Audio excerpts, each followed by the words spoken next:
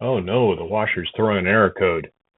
Guess we need to figure out what it is and see if we can fix it. So what does the error code mean?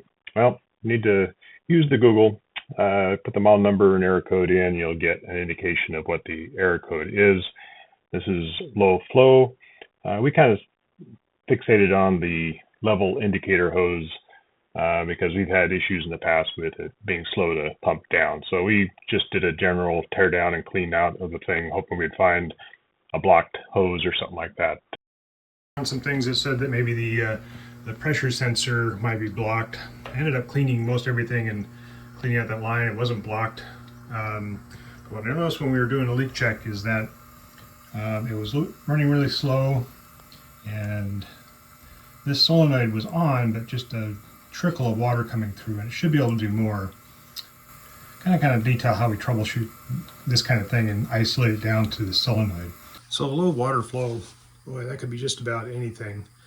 It could be that the control signal of this is weak, low voltage or something like that, so it's not open the solenoid fully.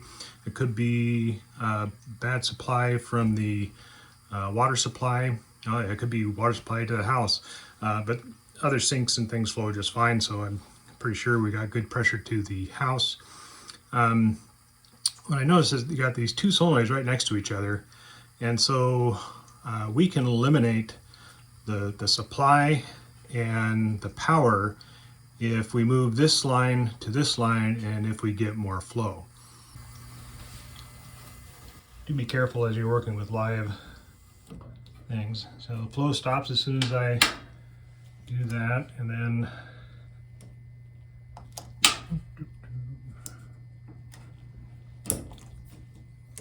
and these are pokey hooks, so you can't actually install them in the wrong way, but you can get it down there far enough to get a connection. Yeah, that sounds like good flow. What we did with that is validate that the water supply is good, the flow to the tub is fine, and this power is fine. So it really is just this solenoid or something downstream of here. I pulled this off and I blew air through it and it didn't seem restricted, so pretty much isolated to that solenoid. So we're going to replace this solenoid. I like these places like fix.com. Yeah. Apply, put the part number or the model number in. I don't think for a while. Yeah, we get these nice drawings here. And look at this dispenser. And lo and behold, there's that valve assembly right there. Number 31, so climb down here. And we got a valve. A little expensive, but certainly cheaper than a brand new washer. So we ordered this part, took a while to get here, and then we swapped it out. So to pull out the old valve, you want to turn the power off, turn the water off, because it'll make a mess or possibly shock you otherwise. And then use pliers to undo the spring clips and move them back, and then you can pull the hoses off. If they get, if they're kind of resistant, sometimes you can warm them up with a heat gun or something like that. But generally it comes out, make a little bit of force. There we go. Out. Okay, new one.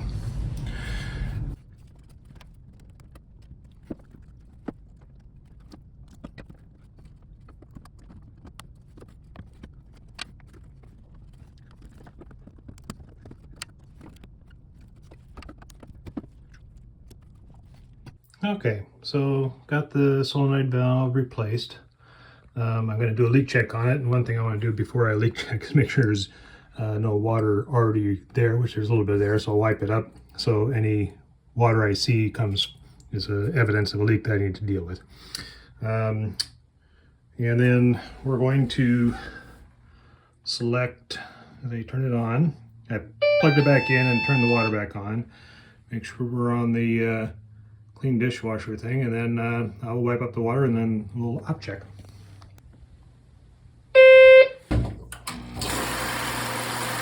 Oh, that sounds much better. That looks like a lot of fun. Oh, yeah, that's much better. I'll go through this cycle here and make sure we get no errors, and if so, I'm also going to check for leaks here.